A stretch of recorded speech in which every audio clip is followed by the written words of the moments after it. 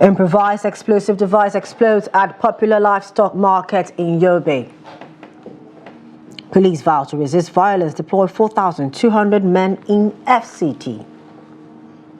Lagos shuts hotels, poultry over noise, air pollution. On the foreign scene, Sudan's agriculture minister says there is no famine in the country. Hello and welcome to Trust TV's news update. I am Chiamaka Nwafo. Thanks for joining us.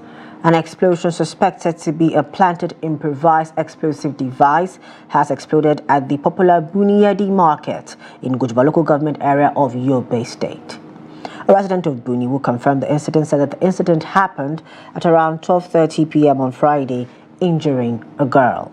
The spokesman of the Sector 2 Joint Task Force Operation Hadinkai, Captain Muhammad Shehu, also confirmed the incident, saying another IED planted in the market was discovered and successfully detonated by the army. He further explained that the only victim of the explosion is currently receiving treatment at one of the health facilities in Buniyadi. He stressed the incident was a planted IED and not a suicide bombing incident.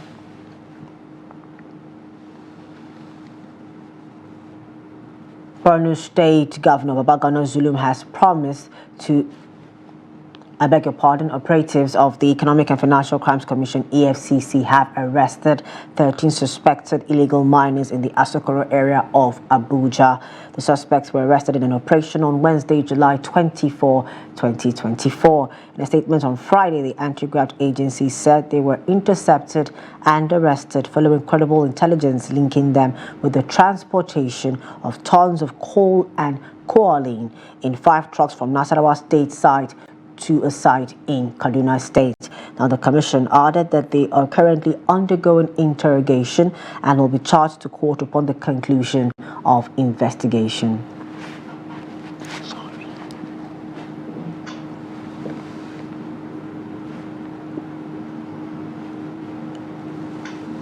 Now, operatives of the Federal Capital Territory Police Command says it has deployed 4,200 of its members across the territory ahead of the planned nationwide hardship hunger protest in the country. The Commissioner of Police in the FCT, Bennett Igwe, stated this while addressing newsmen after a closed-door meeting with some top senior officers of the command in his office in Abuja on Friday. He said the command has proactively deployed material and human resources at the command's disposal across the nooks and crannies of the nation's capital. The deployment, according to him, is part of the command's proactive measures aimed at ensuring public safety, protection of protesters, and preventing protests from being hijacked by non-state actors. According to the CP, the command has deployed explosive ordnance devices, EOD experts, and personnel at various strategic locations, raids on identified black spots, uncompleted buildings and shanties, stop and search, vehicular and foot patrol, as well as synergy with other sister security agencies. CP Igwe, however, acknowledged that while it is the right of citizens to protest, advised that it should be peaceful. Still with the protest, the Minister of the FCT, Nyesom Wike, has again warned against any planned demonstrations, saying the nation's capital is not available for any nationwide protest. Wike, former Rivers State Governor, said this on Thursday while addressing some FCT residents during an inspection tour in Saburi. According to the minister, organizing a protest won't solve the challenges currently bedeviling the nation, but rather a joint effort from every well-meaning Nigerian. He further said top political heads and other leaders who have shown support for the protest don't mean any good or well-being for the country, but rather only doing so for their selfish interest. While acknowledging the prevailing poverty in the country, Wike stated that the President Bola Tinubu-led administration is doing everything possible to address the situation and improve the living conditions of all citizens. Still on the protest, the Minister of State for Defense, Bello Matawale, has lamented at the proposed protest being planned from August 1 to 10, 2024 is being led by faceless people as against previous protests where those behind them were known. He said it was strange that the protest organizers were unknown, challenging them to reveal themselves. The minister's comment comes amidst warnings from security agencies in the country against the nationwide protest in response to the economic hardship experienced in the country. In a statement on Thursday by the Director of Information, Ministry of Defense, Henshaw Ogubike, called on Nigerians to remain calm and ignore the planned national protest scheduled for next week. He reminded the protest planners and sponsors that their plans should not be drawn to thwart the effort of the federal government to protect citizens from violence and to impose law and order. As such, would be counterproductive and unacceptable. Matawale also said those trying to replicate this situation in Kenya, in Nigeria, should have a rethink, noting the Kenya experience should have no place in Nigeria because it will set the country back instead of moving forward. In Lagos, residents have expressed divergent reactions over the planned #End Hunger protest across the country. Trust TV went on the streets of Lagos and captures the views of residents. Here's more. There is tension in Lagos State over the planned protest against hunger and bad governance in the country. Despite the move by the federal government to stop the protests, the plan has continued to gain momentum, especially on the social media. Those who said they're participating in the protest cited high cost of fuel price, food items, transportation fee, among others, as their reasons. The main reason I will join the protest is that everything has gone up, inflation everywhere, fuel price. We cannot get fuel, we cannot buy food in the market. I have to join the protest. There's no any other reason than that. If there is a protest and the youth feel that there is a need to restructure the entire country, I mean, why shouldn't any youth be part of that protest? We are seeing it happening right now in Kenya. And of course, it will happen in so many other African countries. Because literally we are having puppets as leaders who reflect the interest of the Western culture and the Western world. So what are we not saying? I just feel that at some point, let's have the protest. During the protest, I'll be in support of the protest. Look at what we are buying now for almost 2,000 naira. This bees 500 naira and bread 1,000 naira now. So how can someone not be protest? In fact, we not fear anything for this country. Anything will happen, may happen that day. Yeah, we'll come outside. If anybody not call self, only me, I go there for road. Whether I do it in the own do. Because we are all feeling the heat. I am feeling it as well. We are feeling it, you know. We are a worker in the private prastata, and with even the income is not really sustaining us at all. So we know we are all feeling it. We are into it together. So we got to open our mouth and say it loud and declare. Of course, I will be joining the protest. If I want to join the protest, I should have been in Abuja so that he can be seeing me face to face. So I'm in Lagos. I want him, it's either for him to come to Lagos for us to protest together, or he stays where he is, I am where I am. And secondly, I don't think we Igbos, we are ready for the protest. Yes, we are not ready. The nationwide protest is slated from August 1st to 10th, 2024. Still in Lagos State, the government has closed down several businesses in the Ikorodu area of the state as a way to tackle noise, air pollution and other environmental infractions in the state. A statement by the Environment and Water Resources Commissioner Tokunbo Wahab discloses in a statement on X.com on Friday, saying the move was after a recently conducted comprehensive enforcement operation in key areas of the state, including Agric, Ibeshe, and Ikorodu. He added that despite prior warnings, several establishments, including hotels, bar, gas filling stations, poultry farms, and lounge, continue to flout Lagos State Environmental Protection Agency's directives. He said LASEPA emphasized the importance of businesses complying with environmental standards, reiterating its commitment to fostering a sustainable and harmonious environment for Lagos residents.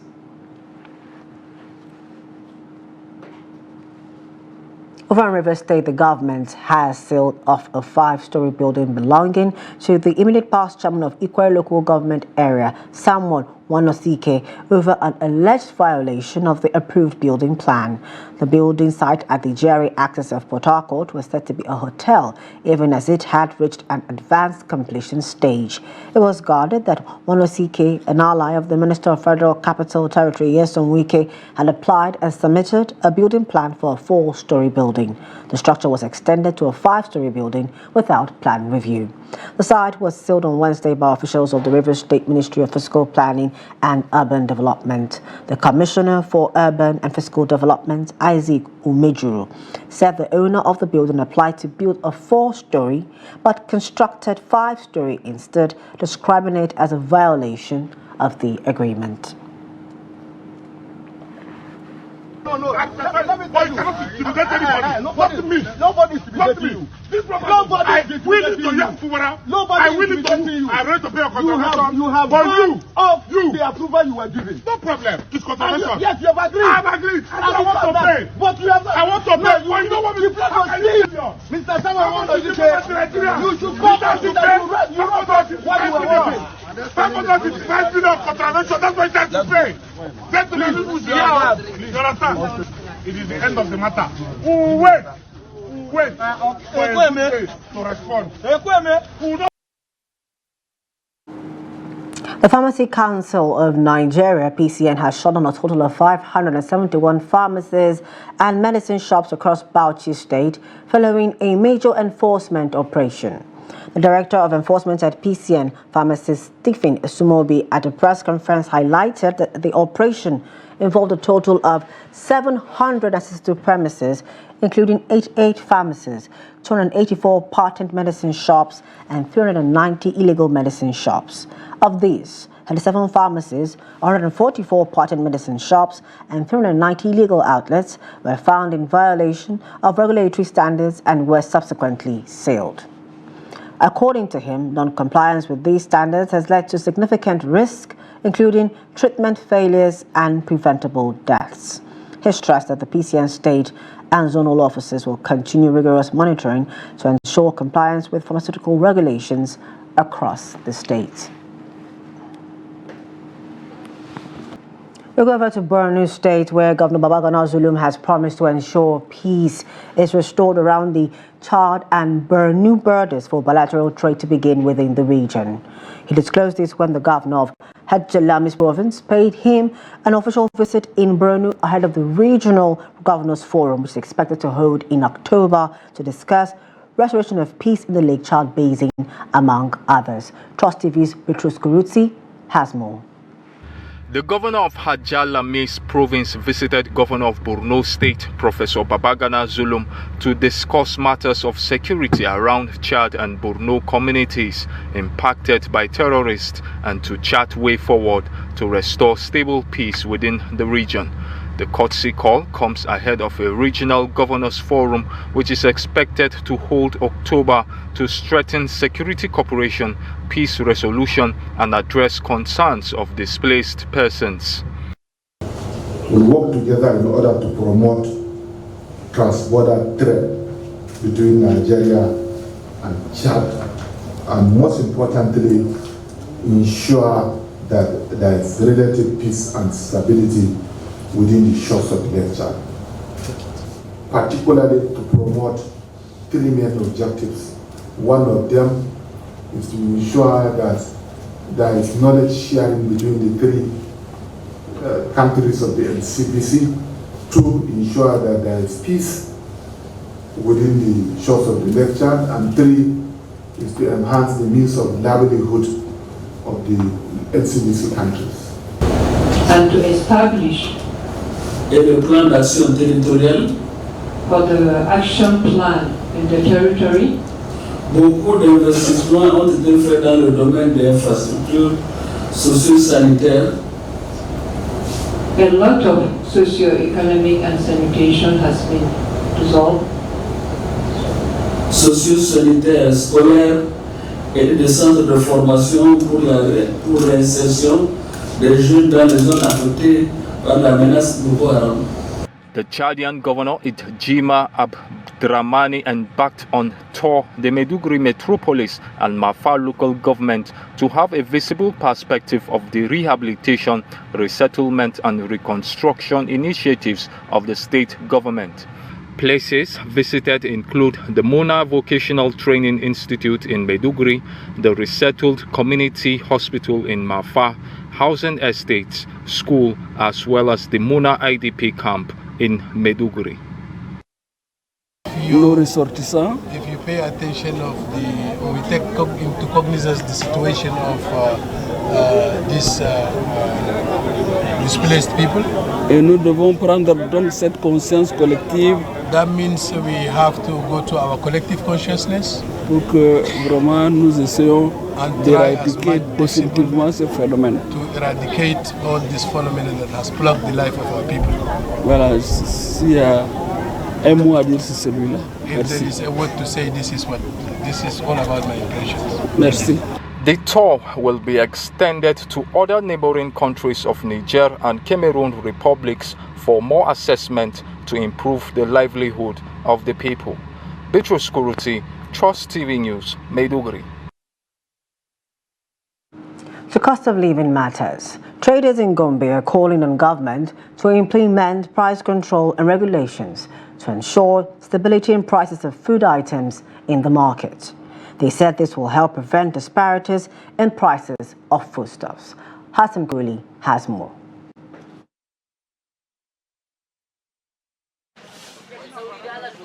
The traders said that although there has been a decrease in the prices of grains and other foodstuffs, they are finding it difficult to stabilize the prices in the market.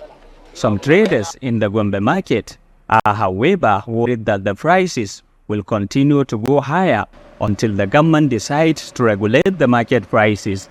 I would like the government to control the price around the market, more especially to the big wholesalers. Let them standardize the price. Let them control the price. You cannot be selling Maggi 1,250 per liter and another person is selling 1,200. Another one is selling 1,250. Yet all of us, we bought it from the same place. When now we are approaching the new product to come out, Joro is still coming out, Masara is still coming out, even the new rice is coming out. So let our big men, our big in the shop, the people that are selling in bags, because then they have to bring it down. When I buy a bag of local rice, 130, 135, and measure it, it will come down. At least let the market have a fixed price.